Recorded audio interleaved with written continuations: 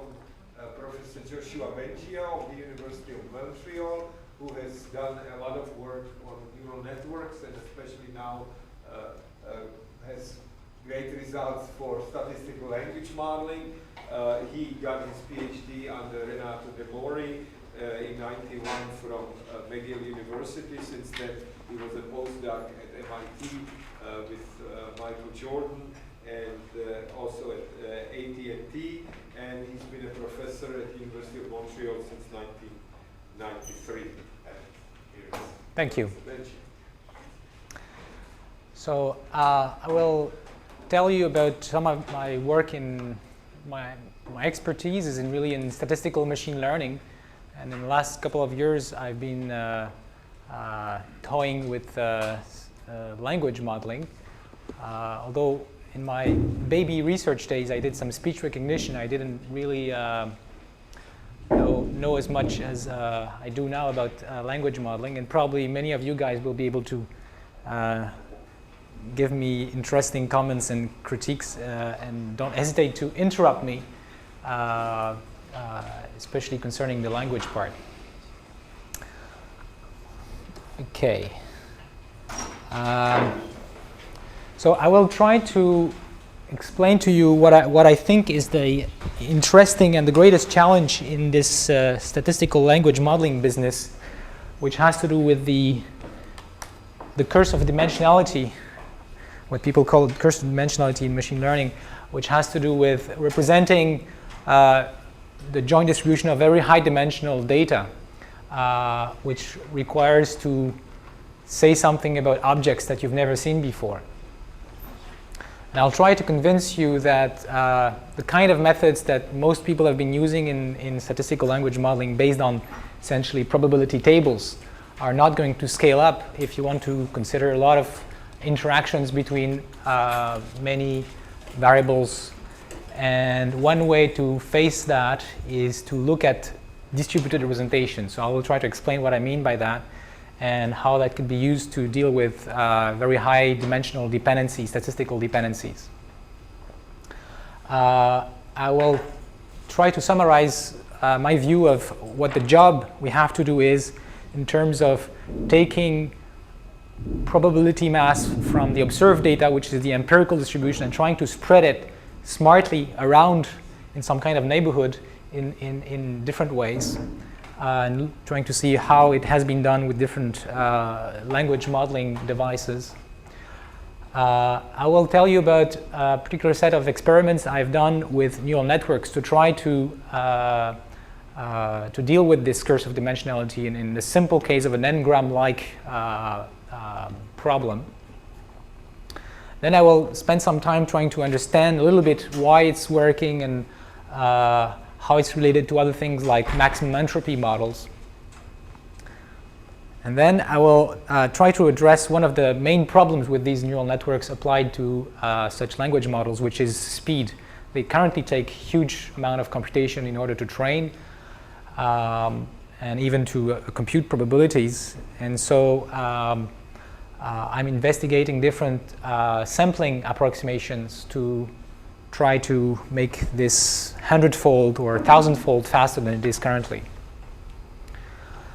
Then I will talk about some recent work where I'm trying to go beyond the n-gram kind of model and trying to put in information about ambiguity, about polysemy, and about ontology, the kind of thing you get in WordNet, for example, into these kinds of models. And one of the first steps is just forget about the neural network and just see how far we can go by using the information we have in resources like WordNet to do smoothing of probability of bigrams or n-grams. And then we'll see how that can be generalized to neural networks and some ideas to use this kind of thing within stochastic grammars. All right, so I probably won't have time to cover all these things, but please interrupt me whenever you want.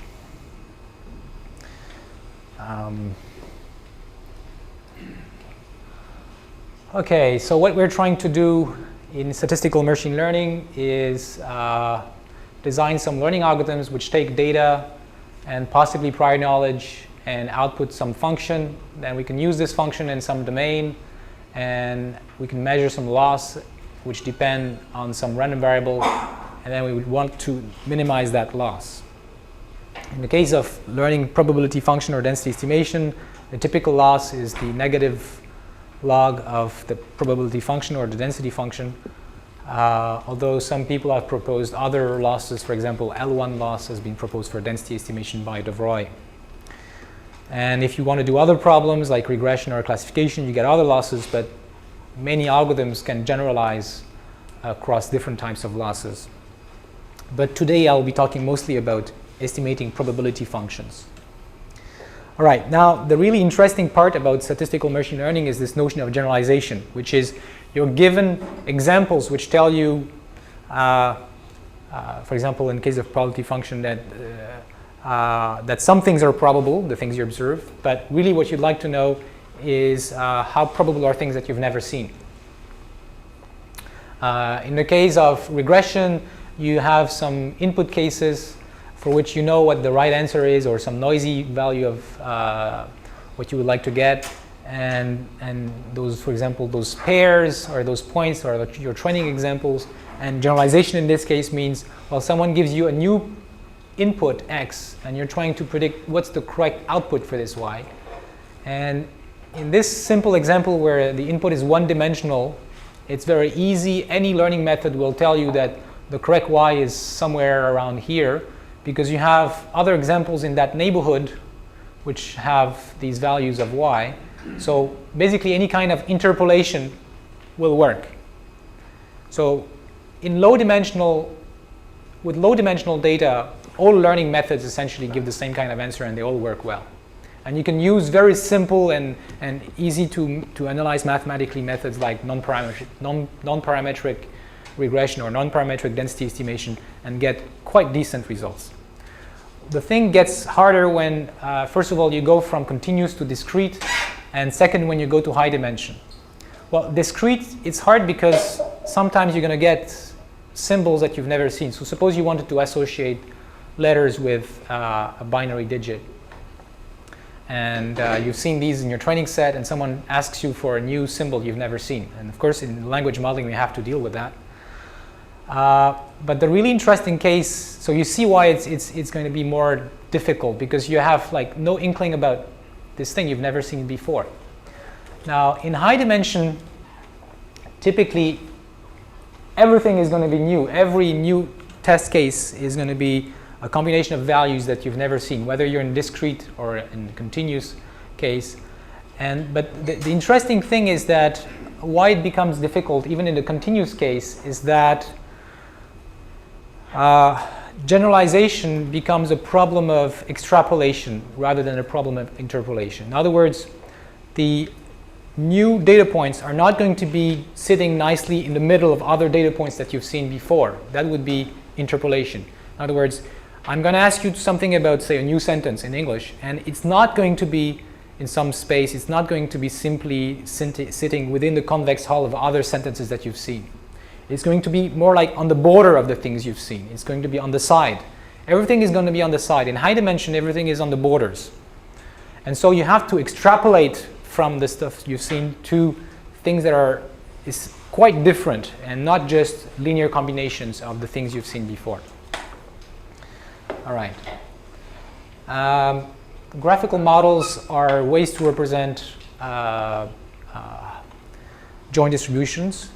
And you've probably seen this kind of representation. If I want to write the joint of Z1 to Zn, I can decompose it as a bunch of conditionals of Zi given some subsets of the previous ones, which we call the parents.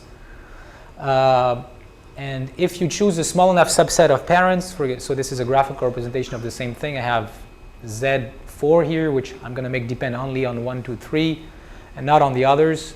If the set of parents is small enough, then you can use tables to represent these conditional probabilities, and everything is fine.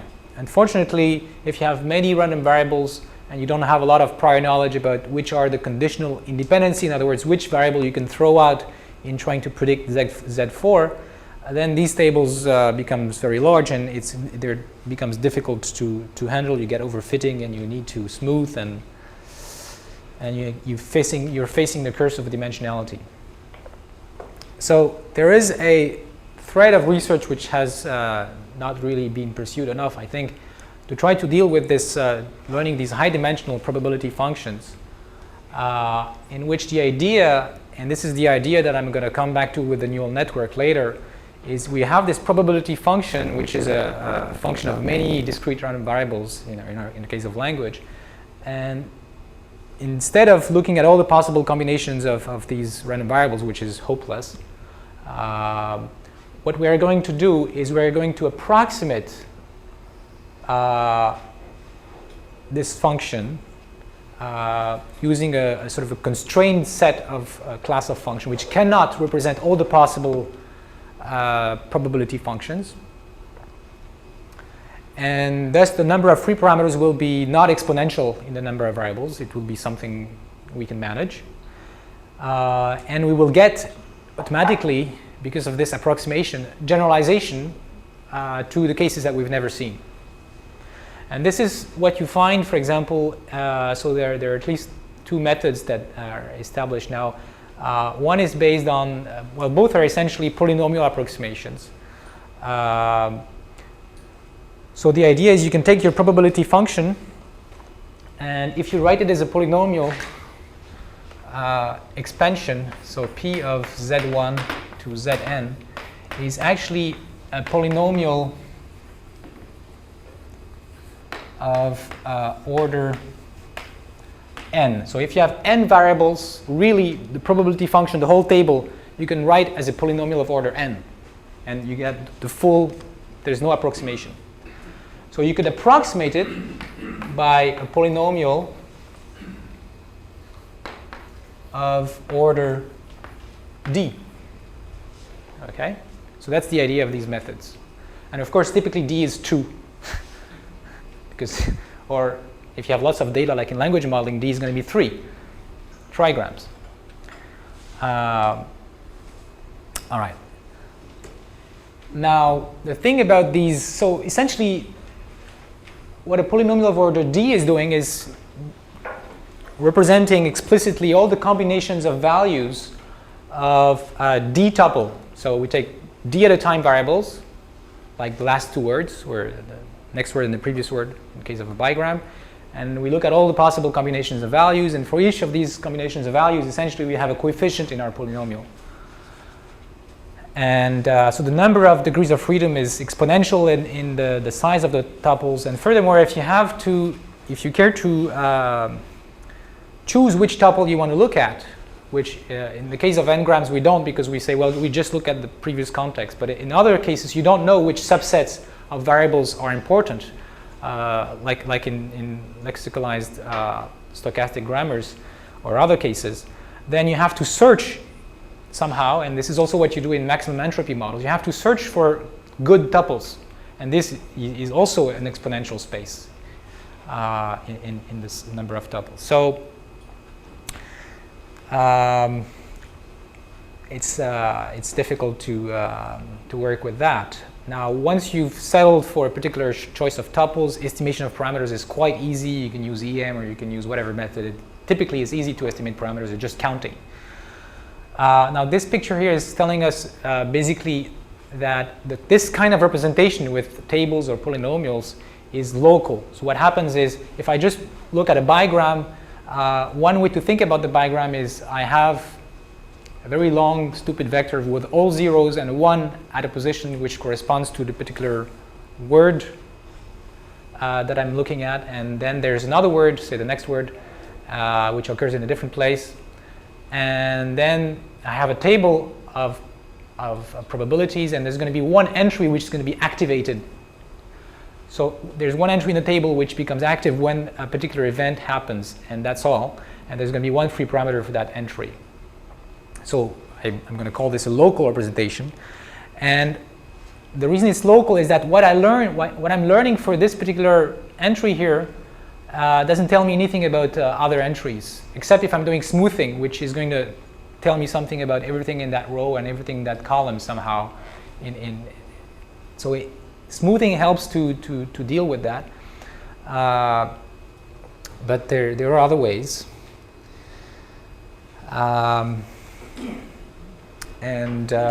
So one way is to think about these distributed representation, which for now is just a magic word that I've been using, and I'm going to try to explain a bit better.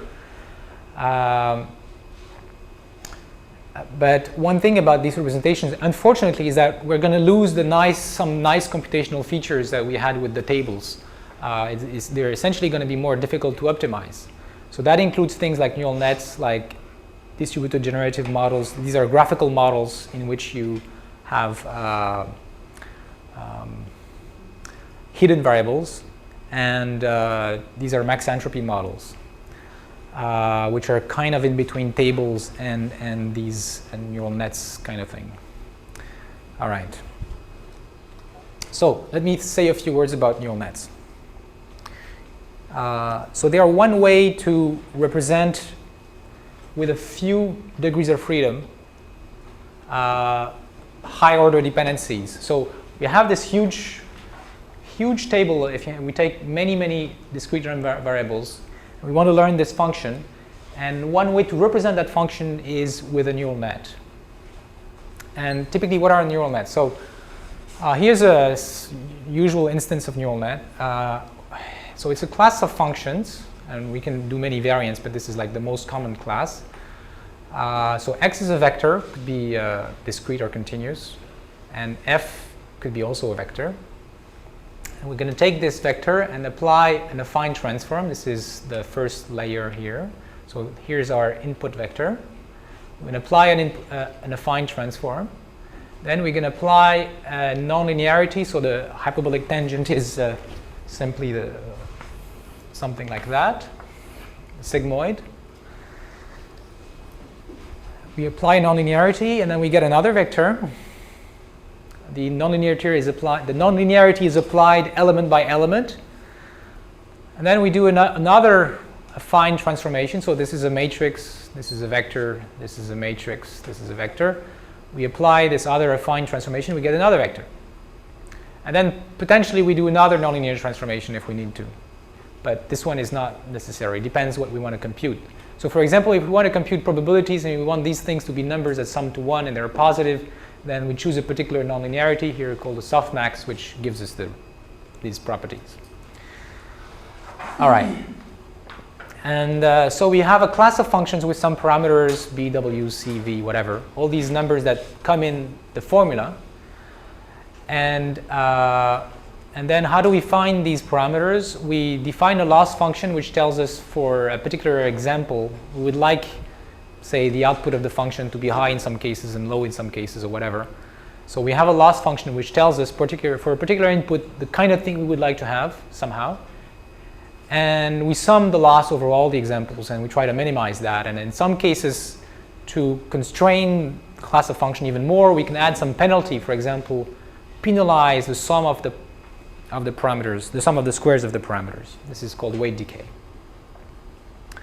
Now, the interesting thing about this class of function, there are many interesting things. Well, first of all, it's a universal approximator. So in theory, if you were able to do this optimization properly, you could approximate any continuous function as long as you had enough of these hidden units. As long as this first projection was to a space with enough dimension. So the number of dimension here can be larger than this. Okay, it doesn't have any, it's not bounded. You decide usually ahead of time how many you want to put, but having chosen that, you've essentially chosen the precision with which you're going to approximate your function. So if I want to approximate a probability function, really what I'm doing is by choosing the number of hidden units, I'm choosing the precision with which I'm going to approximate the function. I'm choosing what's called the capacity, the number of degrees of freedom of the class of functions. Okay. Now, an interesting thing to note here is that if I increase the number of variables, then the number of free parameters doesn't grow exponentially like we had in the table. It's going to grow just linearly. If you leave h the same, right? If h is the same. But of course, you actually have the freedom to choose h. So you can make, if you make this bigger and you want the same number of degrees of freedom, you can make h smaller, right? So you have independent control. The number of degrees of freedom is not dependent on the number of inputs. And that's good, because really the number of degrees of freedom should depend only on one thing, which is the amount of data you have. This is really, learning theory tells us the more data you have, the more degrees of freedom, the more free parameters you should be able to afford. So we have decoupled the capacity from the, if you want, the dimensionality of the input vector. Even if we have very small amount of data, in principle, we can capture some high-order dependencies. Now, let's try to compare how this is working with, let's see, what we had with the tables and the polynomial approximation.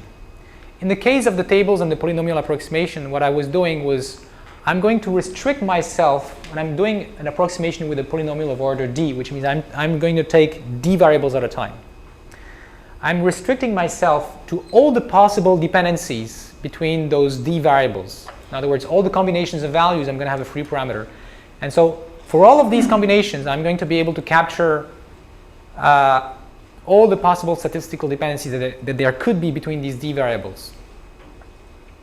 But then I can't say anything about the higher order dependencies, which mean the dependencies which involve more than these d variables. Whereas with the neural network, each hidden unit is essentially capturing one or something like one high order dependency. Could be a low order dependency. Each hidden unit has a fixed capacity. It has just one vector, as many free parameters as there are inputs. So each hidden unit is capturing one aspect of the data, which could be something about its distribution that relates all of the variables together, or maybe just a subset. But that's going to be decided by the learning.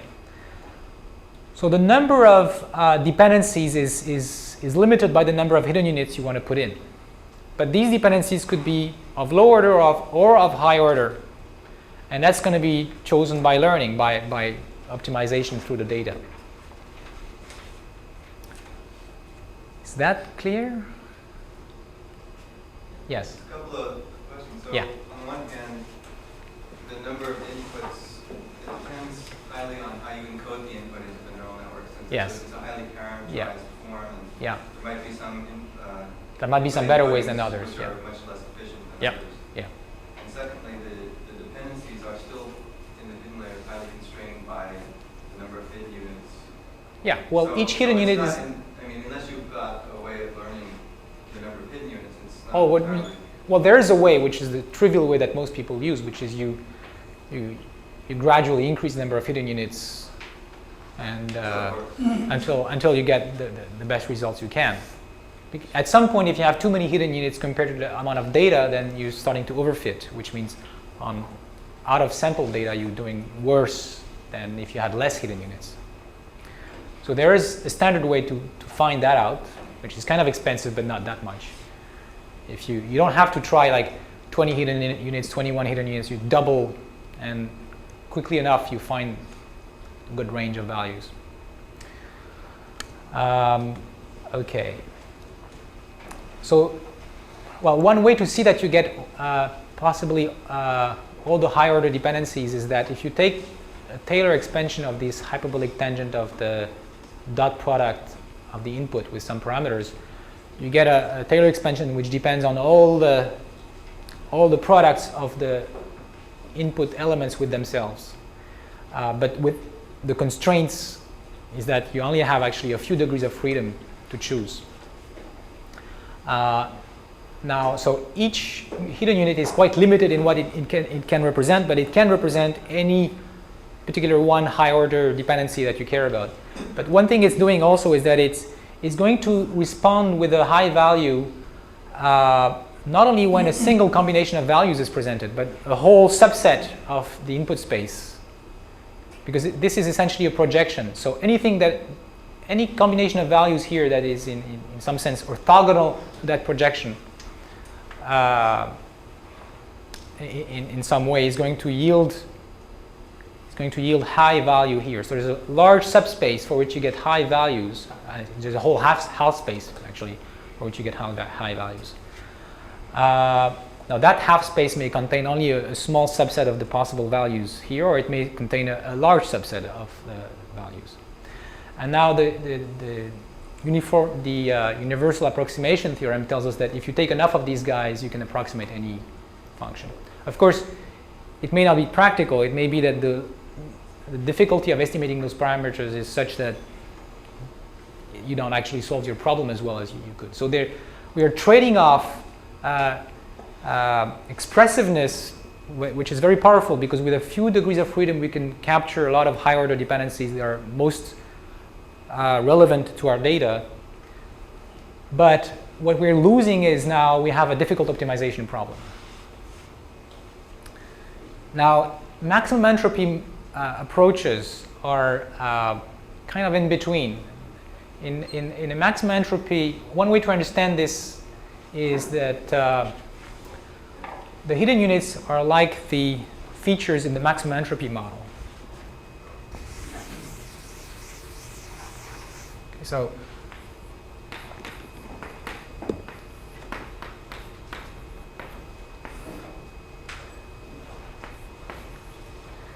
in the maximum entropy model, what we let's say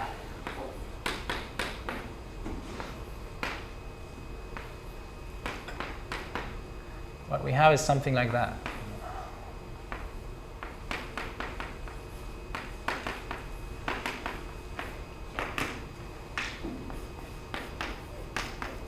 So we represent the conditional distribution by taking linear combination of fixed features of the variables of interest and then normalizing over whatever we want to get the proper conditional. And we learn separately those linear combinations parameters and the features. Now if you look at this, basically the features are like those hidden units in some sense, and the lambdas here, the weights in the maximum entropy model, are just like those weights at the last layer. In the neural network, we're learning simultaneously those parameters and those parameters. In the maximum entropy model, we're saying, well, suppose these guys are fixed, and then learn those guys with a good method, because this turns out to be convex optimization, so we can quickly converge. But then we have to select those guys, which is a difficult search problem, and we have this embedded difficult problem where we have to, in the inner loop, we have to choose these guys, in the outer loop, we have to choose these guys. So there are a lot of similarities, but the way to optimize is quite different. And in the neural net, we're essentially optimizing both at the same time. Another difference is that in the maxent model, because of the way we're doing the search, typically these guys depend only on a subset of the variables that are here. It's easier to search that way. Whereas when you look at the parameters here, typically actually each of the hidden unit is going to depend on everything. Maybe putting some more weight on some of them and less weight in others, but typically they depend on everything. Yeah. So a support vector machine is also not a case where the hidden nodes are determined from, in this case, from a training set where they select. So in the support vector machine, the hidden nodes, in the support vector machine, what you're doing is you're constraining those vectors to be essentially examples. And you're using an optimization method to tell you which subset of examples, which are the support vectors, correspond to those hidden units. Okay. And which turns out nicely to be, again, a convex optimization problem, so you can solve it in a reasonable amount of time. The problem with SVMs in the context of natural language statistical modeling is that typically the number of support vectors you need in support vector machine is quite large. It's a significant fraction of the amount of data. It doesn't compress the data as much as things like neural network do. It depends how noisy the data is. Right? Yes, it depends how noisy the data is. And in language modeling, it's quite noisy because we can't really predict well what the next word is going to be. So I didn't try it on language modeling, but I do a lot of work with SVMs, and it's just for me hopeless to train an SVM with more than 1 million examples. In fact, one of the research topics in my lab is trying to train SVMs on large data sets, order of 1 million or more examples. But typically, if you have a large corpus in language modeling, it may be tens or hundreds of millions of words, and so SVMs are going to be hopeless. They essentially are going to store a good subset of the data directly. But there may be ways around. Another problem is not just storing, is the convex optimization problem for SVM. Takes at least n squared computation where n is the number of training examples. Okay, well, there are ways around that, but not really yet working perfectly, and that's actually one of the things we're doing in my lab as well. But typically it's very expensive. If n is large, if the number of examples is large, then SVM's training time becomes horrendous. But it also depends on how you choose the kernel function in an SVM, because... Well, for any kernel function, if you use the straight SVM, just representing the matrix is n squared. Yes, and if you select a kernel function which includes like part of speech tagging, like if you use like nouns, phrases, and then make a kernel function out of it, then it's possible that the dimension of the actual kernel function is so less that SVMs, they converge pretty fast. So it might converge pretty fast, but even one iteration of the SVM learning costs you n squared. well, it's the order of support, it's number of support. Depending on how Okay, well, The inner product matrix might have a sparse representation. yes, okay. So there may be ways around, but, and I'm not saying it's not going to work, but let's say I was a bit discouraged by trying a few things, and yeah. Yeah, I was confused by something you said earlier. You said that I guess the number of degrees of freedom in the neural network is the number of hidden units. Well, it grows with the number of hidden units. It grows linearly with the number of hidden units. And the input time is the input. Yes. Okay. Yes. So you don't really get the extra amount of representation for free, like.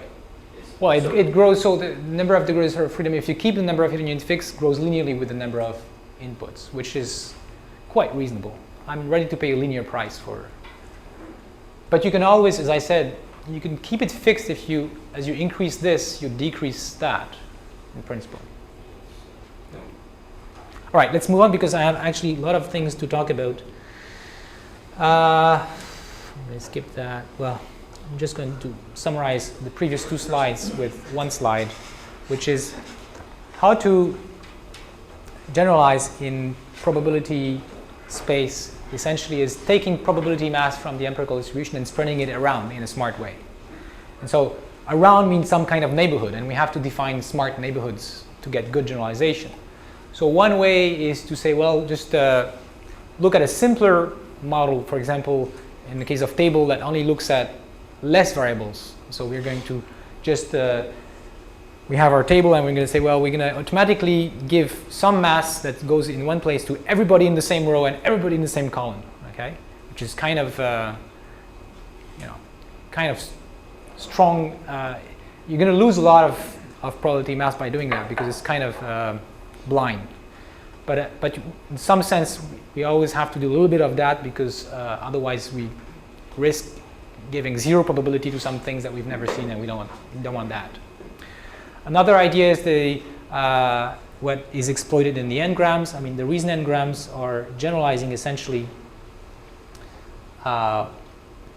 is that from one training sentence, I can generate other, well, the way I can generate a new test sentence that I've never seen essentially is taking pieces that I've seen in the training set, like the cat walks in and so on, and just putting them together in such a way that the pieces overlap and are consistent with each other, and these pieces will be chosen with more probability if they were more frequent in a training set. So the only kind of generalization we get is by saying, well, we can generate a new sentence by pasting small pieces that we've seen before in a consistent way.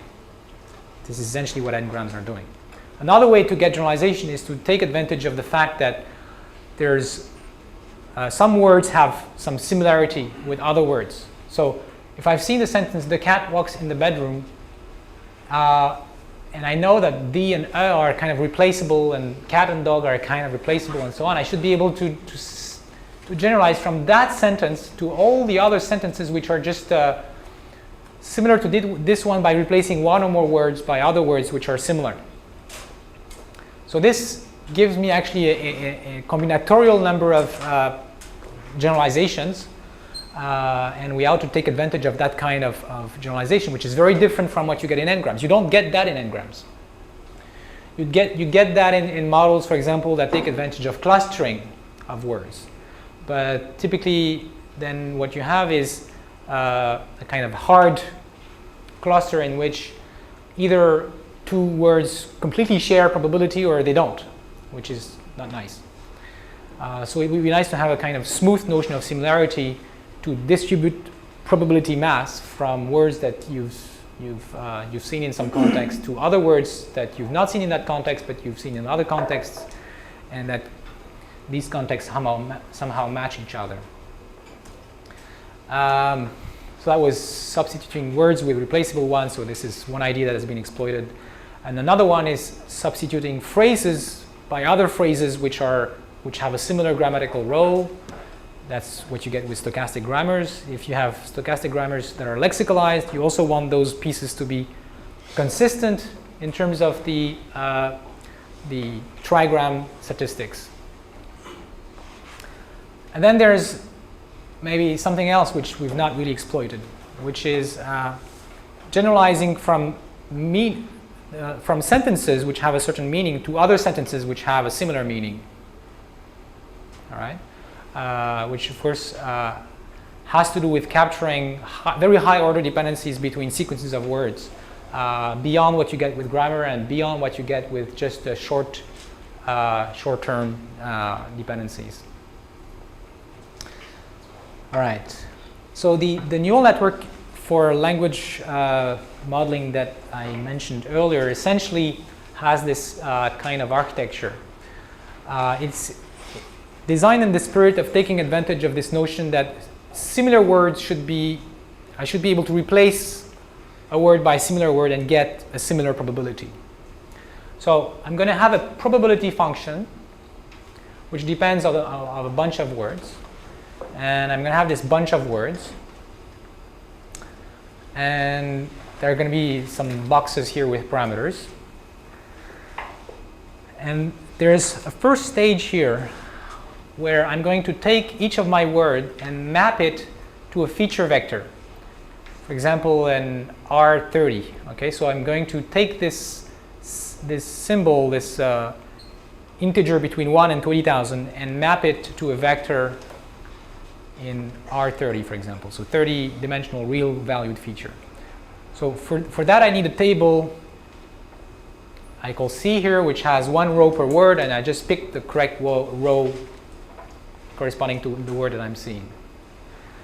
And now I have a continuous valued representation in input, and I feed to regular neural network. Why do you say continue? Because these features are not constrained to be binary. They could be real valued. Now, of course, they're only going to take a finite number of values for those words, but during learning, they're going to explore all the possible continuous values. So then we have a black box which is going to output this probability function. But the point of this first layer here is that if I replace any one of those words or all those words by other words which have a similar internal representation, which have a similar set of word features, then the vector here is going to be close to the first one I had. So if I have a training sentence, or a piece of a training sentence here, for which I'm going to learn to put a high probability, because the second stage is a smooth transformation, if I instead put in here another set of word features which correspond to a similar sentence in this sense, I'm going to have a close probability. So sequences that correspond to similar words correspond to similar feature vectors here, which has to correspond to similar probabilities out. So that's how I'm spreading probability mass according to the metric that's in some sense learned here by this word feature, these word features. Yeah. How do you get that feature vector for word? You learn it. What? How do you get that feature vector for a word that you've never seen before? Well, it's a good question. So I have a theoretical answer. I didn't really try it. The theoretical answer is that once you get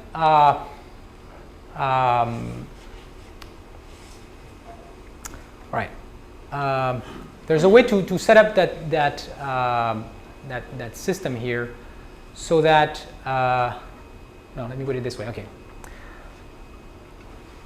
Here's how you can do it. What you can do it is, in a given context, suppose I know all the previous words and I don't know the next one.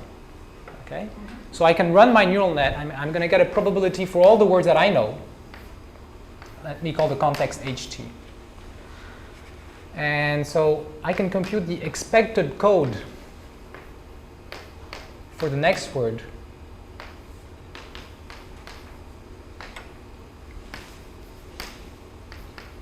by taking the codes of all the words, okay, so which are those feature vectors for each word, and then averaging them according to the probability computed by the neural net.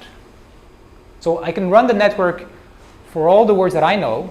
I can get the probabilities for all the words that I know. And those words that come in the same contexts, similar contexts as that unknown word, are going to suggest a code, right? And I'm going to average them. But anyway, what is the unknown word in that formula? It's nowhere, all right? It's WT, which is not even in that set. Yeah. Okay? But I'm seeing WT, HT, okay? Now I'm going to just use HT. That gives me a bunch of probabilities for all the words that I know. Yes. Each of those guys, and suppose two of them have a high probability. These two words have some word features. I'm just going to average these word features with the weights given by the probability, which is just a definition of the expected code for that context. And you can run that in all the contexts where you see this unknown word, and that gives you an initial code for that unknown word. You can bootstrap that. Hull of codes. What? That lives in the convex hull of codes. Yes, which is actually not working really well. You're saying you don't want that. You don't want that. Actually, I don't think it's going to work for words because of the polysemy problem. Okay? So, I think one reason why, one way to improve a lot, I'll try to say a few words about later, is to put in input not words but senses. Because really each word can have multiple senses, and they should really have a different representation, these senses. And if you have multiple, if this is a kind of is trying to capture all of the senses at the same time, and then you're doing some average in that space, it's not going to be very meaningful. So, but of course, it's a theoretical answer to your question. I don't know if this is going to work. And in principle, there are ways to deal with that. Yeah. If you do have some belief that unknown word should behave the same, why not just model it as an unknown word?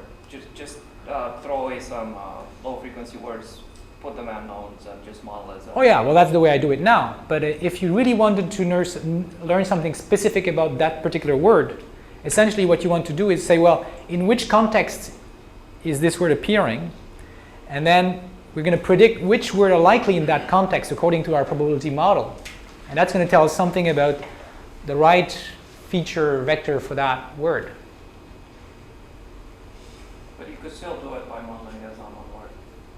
Yeah, it's much simpler the way you're saying, of course. But then if you model this unknown word, then you're merging all the unknown words in one category. Okay, so you're losing a lot of information potentially.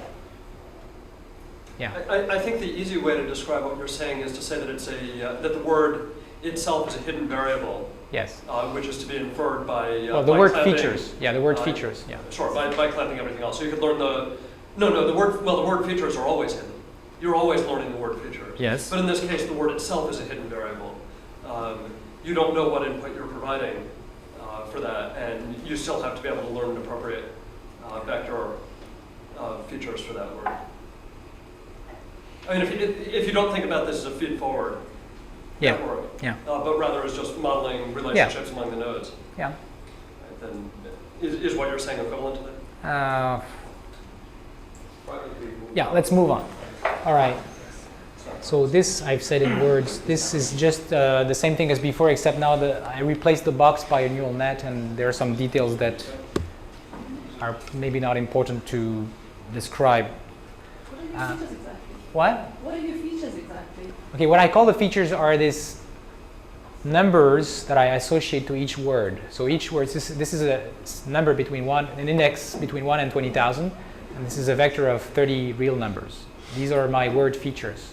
So each word is associated with such a word, such a vector of features. And what's the semantics of these features? I don't know. I wish I knew. No, he's going to estimate it. Yeah, they're learned. He's going to learn everything about the network, including. Everything is learned. Oh, right, okay. Okay. I just do maximum likelihood and. So this is the network itself is a standard sort of three-layer MLP kind of thing? Yeah, except for the first layer, yeah. And then the features are sort of little, what's the parameterization of the features that you're learning? It's just a bunch of free parameters. Oh, is there a functional form for the C's? No, it's a table of numbers because this is just a table access. It tells me which row of C to access, right? This is another way to look at this, which maybe makes it easier to understand, is that you can encode the words as very long, stupid vectors with all zeros except in one place, which corresponds to the particular word. Okay. And then the C matrix comes here. I'm just reusing the same C matrix all the time. And you take C times this vector, which has a 1 only in one place. And what this is really doing is selecting one row or whatever column of C. Okay? And later I'll come back to this representation.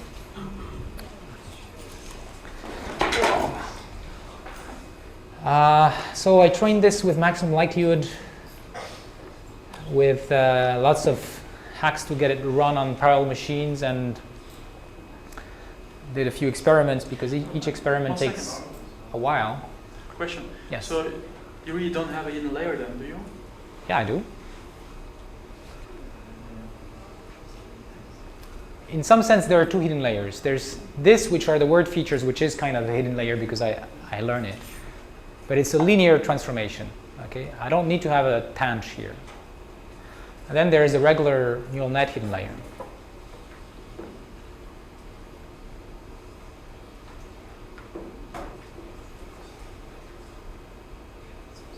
Is that okay? I think the reason there is puzzlement is that people don't know how you're going to choose the C, at least what even the initial thing is. Random. No, I know what the answer is because I read the paper, but... So everything is initially random small values. And then we compute the derivative of the log likelihood on the whole training set. Well, not on the whole training set, on each example, which is a next word previous context pair. And we compute the derivative of that probability with respect to all the parameters, which are the last layer parameter, the hidden layer parameters, and the word features. And we do one step in the direction of the gradient. Yeah. I guess I've got a question also about the C's, because the features are a linear transformation of the vector that contains a 1 that indicates the word. Yes. And next, the first layer of the neural network is also a linear transformation. So together So they could be. No. Well, I see what you're. There's no nonlinearity between. Yeah, but you don't need it because the thing is here you're exploiting is the same C here is reused for all the words. So if I was not doing that, so if the whole thing here was a big matrix, then you would be right. So if I had this big vector and I was replacing this by a single big matrix, then what you're saying would be true, and it would be useless to have these two layers. But because I'm structuring that linear transformation with these submatrices which are shared, what I'm doing is I'm trying to say, well, the representation of a word doesn't depend on whether it's the previous one and the one before or something like that. And I'm going to take advantage of that. Basically, the product of the matrix has low rank. The two matrices has low rank. Yes, And you're yes, enforcing that. yes. So I have less free parameters than I would have otherwise. There's still a linear transform. It is still a linear transform.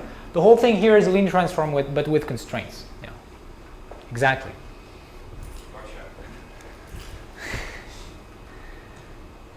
Okay.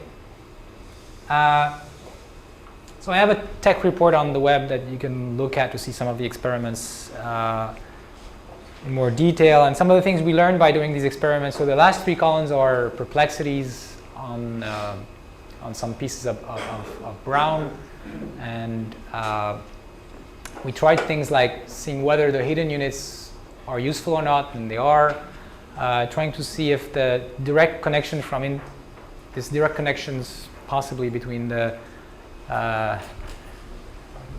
this level. So now we have another vector here, and then we have this, and then we have this. Okay. So we can have also direct connections from here to here. Initially I thought they were useful, but they don't seem to be in these experiments. A lot of little things you can play around with the architecture and see how it changes. If you select whatever architecture that works best on the validation set, and then, one trick which helps a lot, of course, is that you can take the resulting network, which here I say has a perplexity of 276, and you just add it to the n-gram. Just do half of the network plus half of the n-gram, and you get a much lower perplexity. Because essentially, somehow it makes errors in very different places. So what are the left? MLP1 is Yeah, it's just different architectures that I tried. And this says like nothing to do with how long the memory is. Yeah, so this is the memory. This is the number of words of context used. Yes, okay. So for example, here we see that going from 2 to 4 is helpful. When it's 2, that's a trigram. Yes, this is the trigram, the last thing.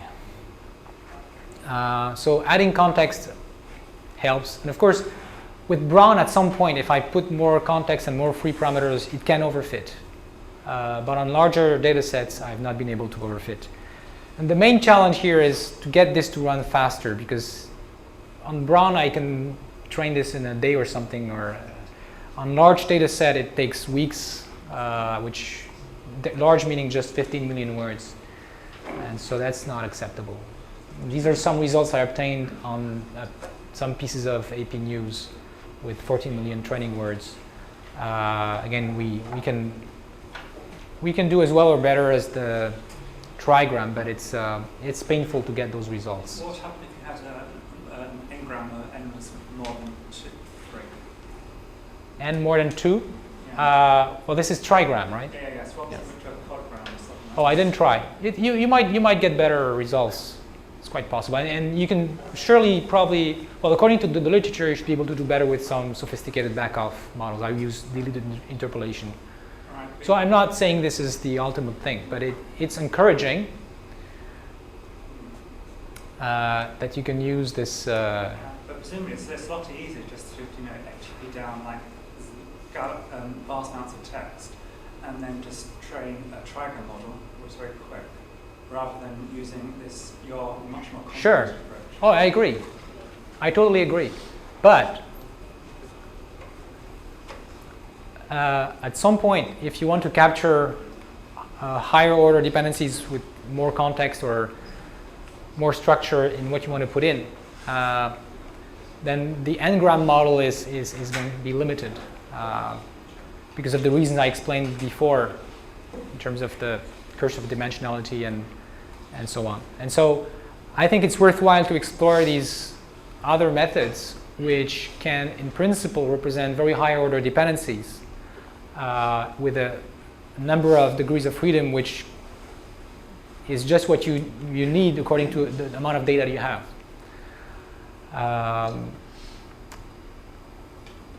So I don't think it's something that you want to use right now in your speech recognition system. I mean, the improvement is not big enough compared to what you have to pay for it in terms of training time. Yeah. So to follow up on Miles's question and your answer to it, do you have a sense of how you might use this method to deal with larger windows? Oh, well, it's trivial to use a large window here. Well, I'm talking about the whole sentence, for example. Well, at some point I did some experiments with 8 words of context. It works fine.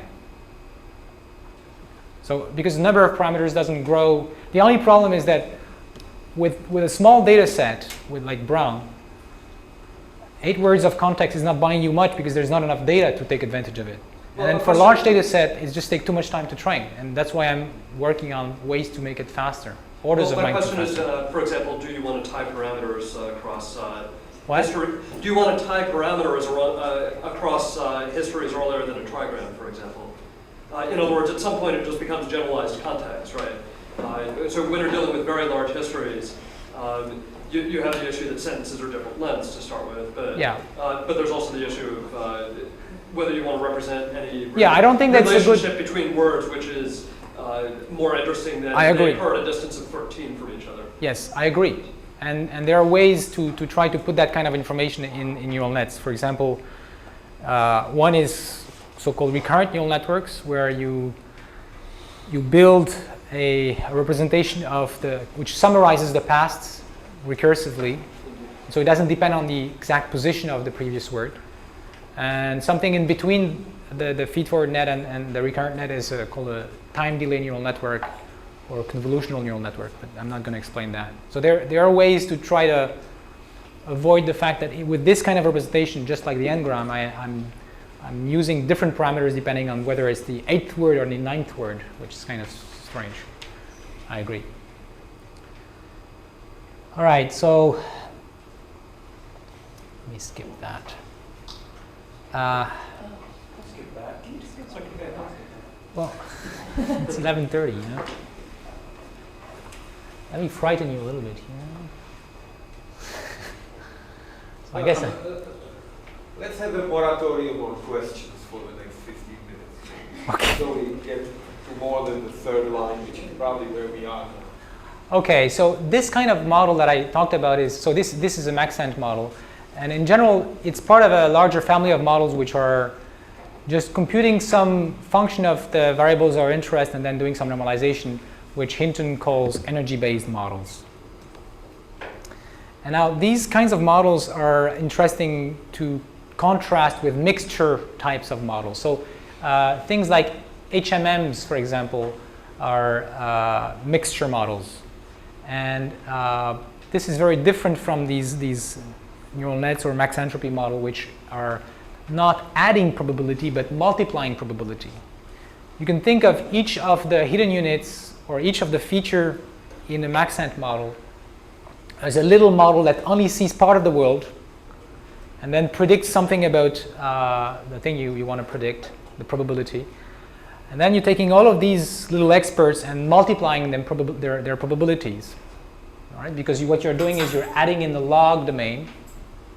And so this is essentially really multiplying those probabilities. And there are experiments, for example, by Foster, some of my colleagues in Montreal, where they compare, for language translation, adding versus multiplying.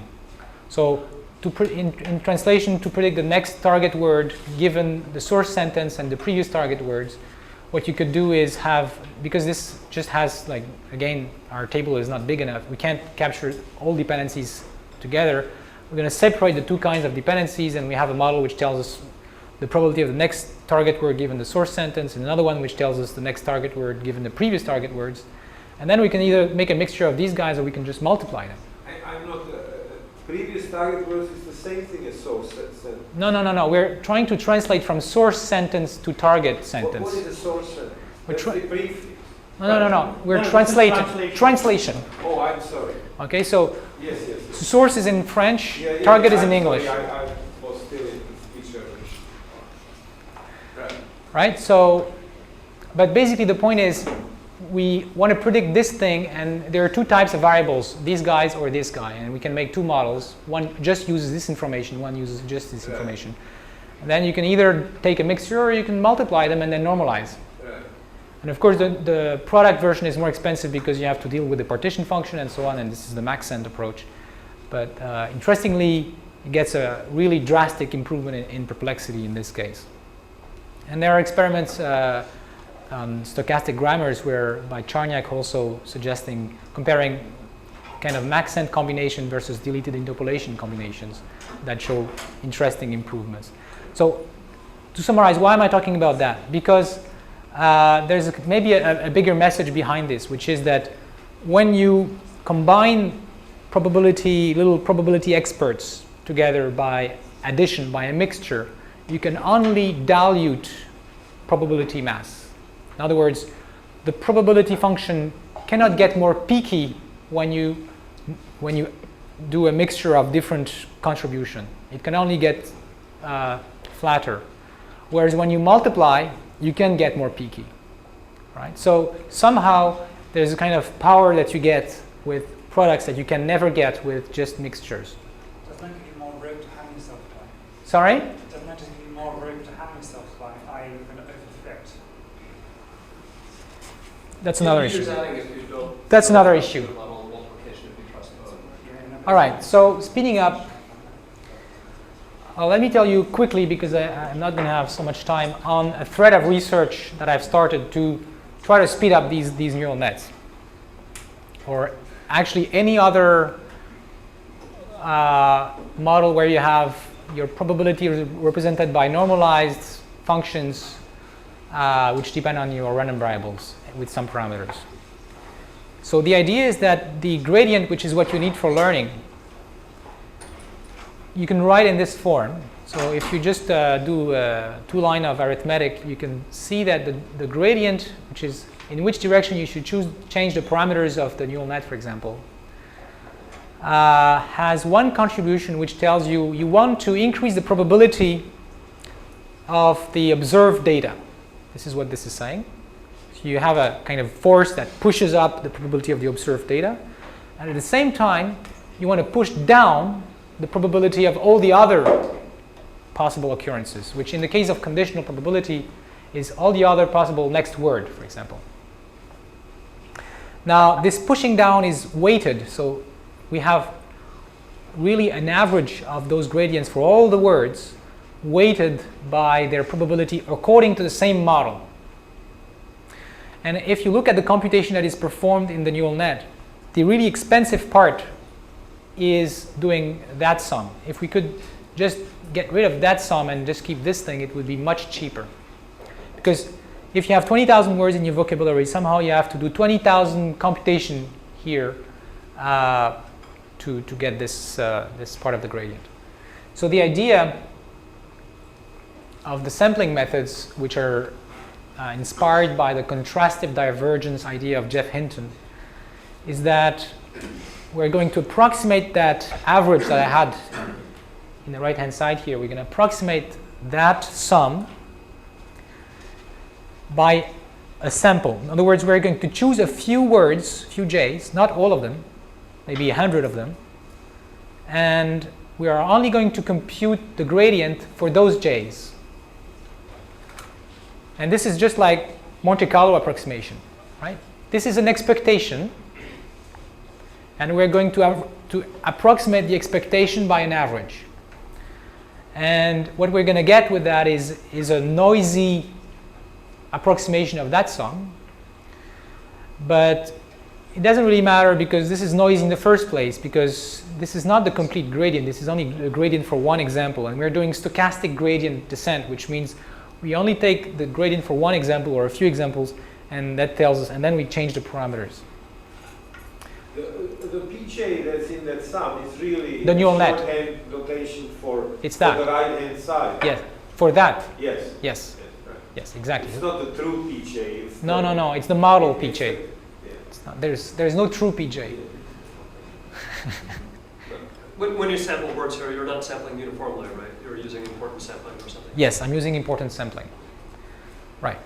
Yeah, well, so if you were to do straight Monte Carlo, you would have to sample from P, but you don't want to do that because it's going to be too expensive. To compute P costs you a lot because you still have to do this numerator.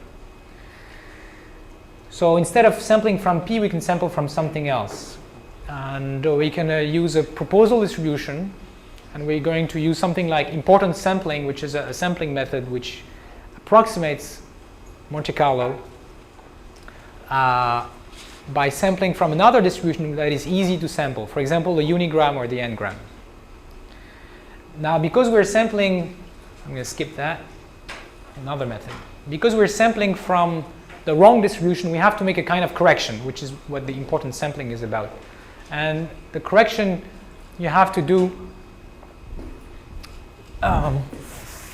for importance sampling is just to weigh the samples by the ratio of probabilities of the correct to the correct probability to the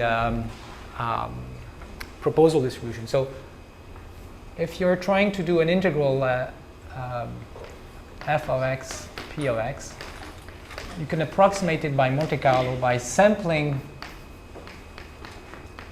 from p and do an average of the xi. Okay, this is Monte Carlo. Now another approximation. So we sample n things from p, but we don't know how to sample from p. So let's sample from q. Okay. Now to correct for that wrong sampling, we're going to weigh these things by p over q. Okay. Now, we're still not out of the woods because we don't really know p, which we still need here for the weights. So we use another approximation where,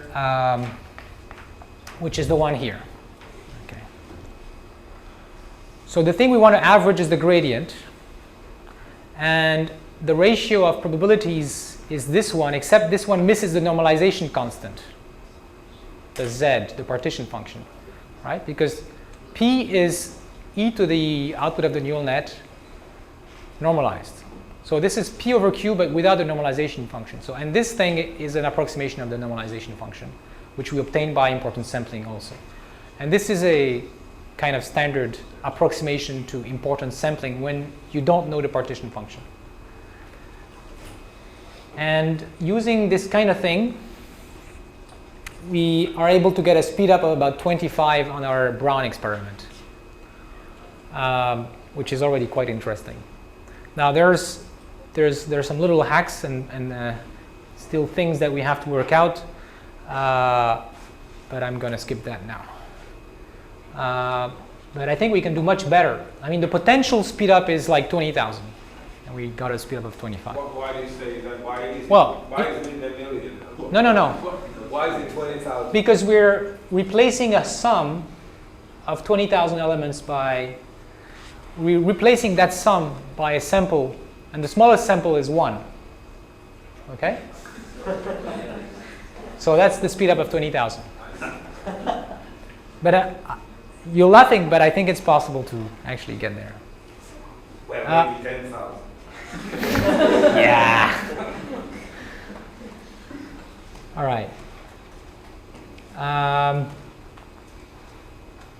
So one thing we're working on is to improve on that is to adapt. So instead of using a fixed proposal distribution like the unigram or an n-gram, we can adapt, we can learn a good proposal distribution. So we can use something like a bigram representation, which is easy to sample from, and essentially learn a bigram which has the property that it's, if we use that proposal distribution, we have the smallest variance estimator. So we have the best estimator in some sense that has less noise. And we can figure out what's the ideal importance sampler, which of course we can't get, but we can approximate it with the constraint that it has to fit in a table of next word given previous word. How much is the difference between the full solution and the approximate solution? Well, so the full solution is going to cost us, say, 20,000 times 10,000 multiply add for each time we want to compute the probability of a solution. Like, is it like? Oh, with the approximation we get the same perplexity. We get down to the same perplexity. So in, for example, with 8 epochs, which is all we need really for Brown here, we get the same perplexity as if we use the true gradient. So the idea is working. There are some details to get it to work better, and I'm going to skip things. And now let me apparently change subject. One thing that's missing in this neural network is, as I said, the representation for a word. Really, there should be a different representation for different meanings, different senses of the word. And so I'm exploring sort of baby versions of that idea. How can we use things like WordNet to capture statistics of disambiguation, of the relation between senses of a word and the word, and instead of having bigrams that tell me what's the probability of the next word given the previous word, suppose I had a bigram that tell me the probability of the next sense given the previous sense. All right? But of course, I don't know what's the previous sense and the next sense, so these are hidden variables in the graphical model. The only things I observe are the previous word H and the next word W. So this is one thing we're trying, but there is a more sophisticated version to take more advantage of WordNet. Well, okay, first of all, you have to realize that now the parameters of the model are P of Z given H, so the probability of the sense given the word, and this is a very sparse matrix because WordNet tells me for this word there can be only like 3 possible senses. So it's an extremely small matrix. Then there's this matrix which is also very small in the other direction for the next word. Now this one is big. It's actually bigger than if I had a direct matrix here, because for each word here there may be like 5 senses and here 5 senses, and so this is like 25 times bigger than a bigram matrix. All right, but we can deal with it. The next thing we can do to use something like WordNet to smooth the bigram even more is to introduce another level of hidden variable, which tell me, for example, that when I see cat run, and then there are the 2 senses which are the usual senses for cat run, it could have been dog walks, okay? Because cat and dog have a common ancestor in the WordNet ontology, and walk and run have a common ancestor in the WordNet ontology. So I'm going to introduce 2 more hidden variables which correspond to high-level ontological categories. Now, this matrix, which tells me which high-level category correspond to which sense, is also very sparse. I'm going to learn all the parameters of all of these arrows, all of these matrices. This is going to be sparse, this is going to be sparse, this is going to be sparse. The only thing that's not sparse is the bigram. Now the bigram tells me what's the probability of having some high-level concept followed by some other high-level concept. All right. It doesn't have more entries potentially it doesn't have more entries than the regular bigram because they're about the same number of concepts as words. But it's much less sparse because now each time I see a pair of words here, I'm going to give some probability to all the neighbors for this guy in the ontological space and all the neighbors of this guy in ontological space, and then I'm going to say, well, they could have been paired. So it's going to take, but it still fits in memory for bigrams. It's not going to fit in memory for trigrams, unfortunately. Anyway, with 2002 computers. But in any case, eventually, I want to have this thing not being a table, but a neural net. The reason I'm doing that, I want to study how we can use prior knowledge about senses and ontology to smooth those probability tables in a simple way that is easy to understand. Actually, the thing that I showed before is not going to work for a subtle reason, because what this mapping from here to here is doing is smoothing, all right? Because it's saying I'm going to discard information about the particular sense that I have here. I'm just going to use some higher level concept to predict the next whatever. So this is throwing away some information. The higher up I'm going to go in the hierarchy, and the more I'm going to be smoothing. So the probabilities in that matrix are really smoothing probabilities. They tell me how much probability mass and how far away I'm going to give away when I see a word to all of its semantic neighbors, where semantic neighbors is defined in some sense by WordNet. So this arrow is a smoothing parameter. And unfortunately, this one is also a smoothing parameter because I'm choosing the level of the next word. If I choose a very high level, then I can predict a lot of things here, so it's a very diluted probability. If I choose a low level, I'm going to have a higher probability for the word here.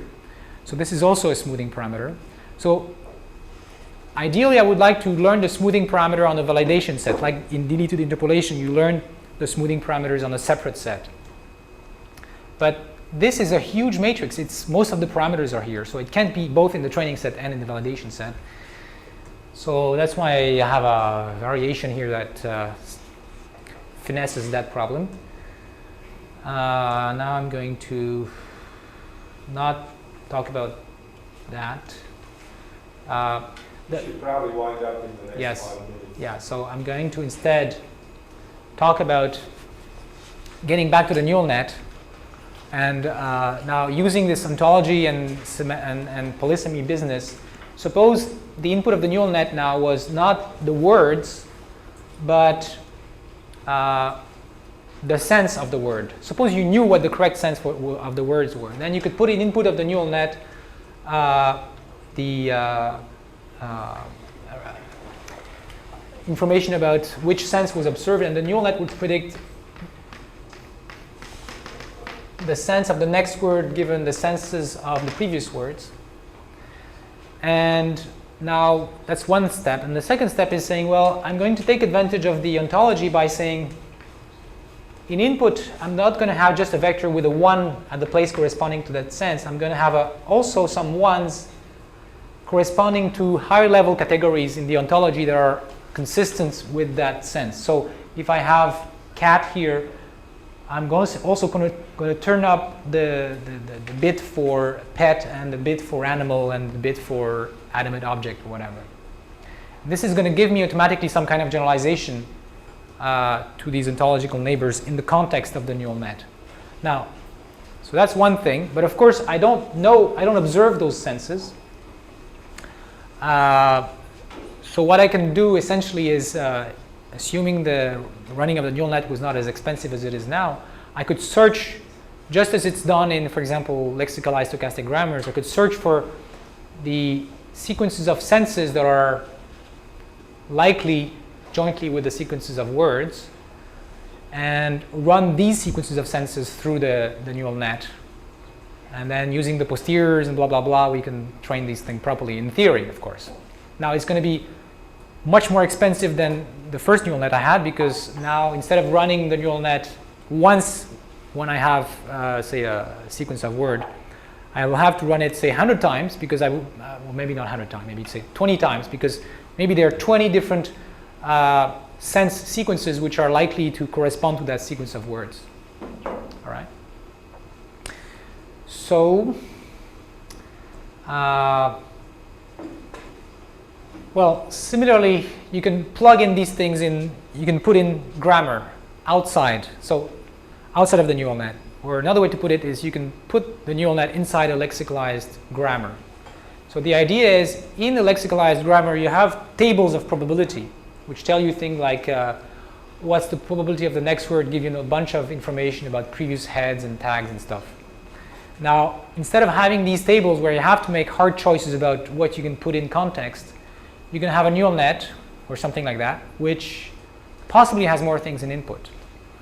And you can train these things in the same way that I only said a few words before about using the posteriors, which is essentially similar to what you do when you use Maxent. Okay? When you use Maxent to train these guys in the lexicalized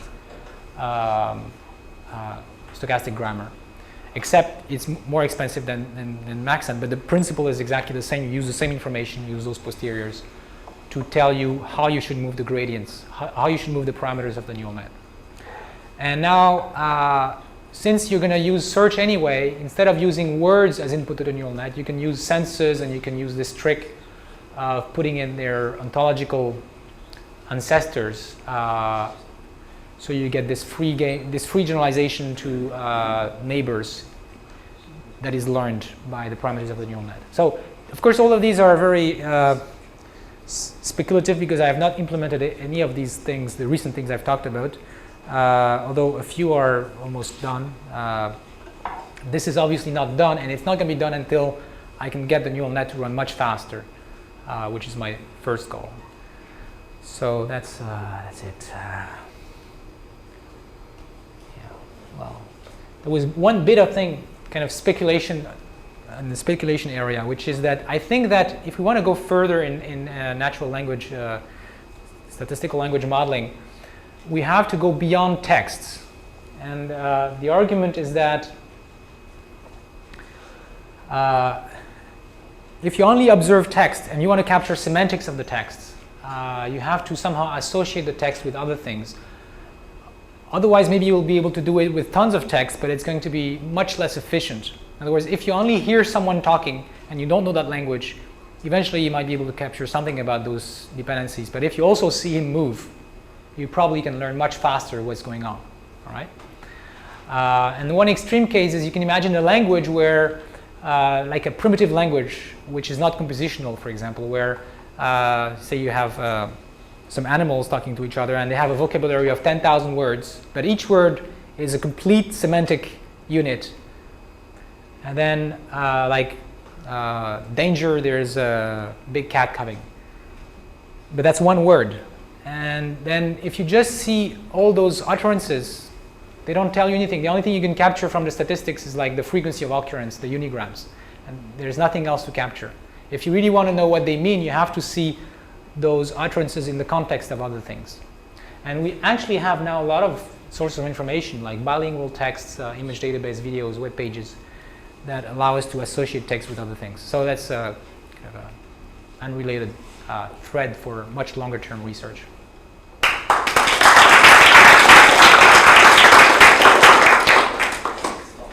About 1 minute of questions. I have a question about these internal representations for these words. Yes.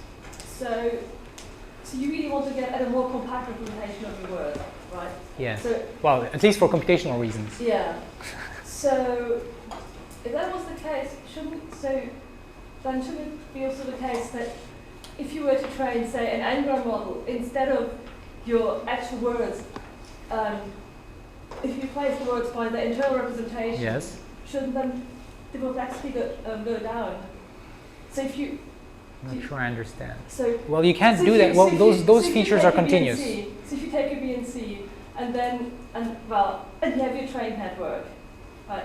So that trained network is going to give you an internal representation for each of these words. Yeah. So then you create a copy of the B and C where you replace all your words by the internal representation. But the internal representations are continuous valued. I can't use them as as index in table. Okay, yeah, but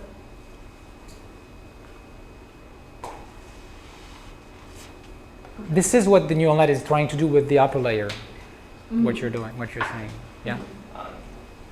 Word disintegration in a general context is it's usually a hard problem. Word sense disintegration is a Yes. hard problem. Yes. It's performance around 65%. Uh-huh. This would very much hinder your performance of the neural network. Yeah, so the ambiguity is something that's probably hurting my current neural net. That's why I'm exploring, and this is just an intuition I have, I don't have any proof of that until I tried the kind of experiments I talked about, where I put an input of the neural net that disambiguated senses. And I put an outer search loop, which essentially tries all the likely sequences of senses. Okay, and then I will be able to say whether that bought me a lot or not, because now it's trying to learn representations which kind of merge all the senses of each word, and if they are very different, then it's probably not nice. Yeah. Comment. So it might be worth your time spending a little bit of time trying the most state-of-the-art smoothing method. There's standard language model toolkits. For example, Andreas Stolke has a toolkit, the SRI language model toolkit, which is freely available and it's quite good. And it would take only a few minutes. It's actually quite fast. It would take a few minutes to train the corpus and compute your perplexity numbers on exactly the same corpus you're doing using, say, Kneser and Nair. Many of the sort of the standard ones which have repeatedly shown to significantly reduce perplexity. Yeah, actually, I didn't do that, but I had some a lot of discussions with Josh Goodman, which kind of put all these things together. And he took the same data that I used for Brown, and he put all these tricks and the same data, and he get about the same perplexity that I got. So essentially, I'm not able to. That you got with your neural net? Yes, yes. So I'm not able to beat the best state of the art. I'm doing about the same as the state of the art on Brown. But, you know, I think. I guess I wouldn't even call it all these tricks. It's quite straightforward. Yeah, I don't know enough about these things. For me, it's more complicated than these neural nets. But still, if you combine and Yeah. performance, and Yeah. increase in performance. So the kind of 20%, 30% improvement I got, you can get with you know, the best smoothing tricks. You can still do that with the best smoothing techniques to necessarily, and then interpolate it with the EMF. Yeah. So yeah, it could be. I could get better results by mixing the best smoothed n-gram with my neural net, but that's not really my. What? Or multiplying them. Yeah, or multiplying them. Actually, that's right. I should multiply them. You're right. And I should probably do that, but I guess I'm aiming for farther away when I can get this to work on large corpora where there is more information, more high order dependency to capture.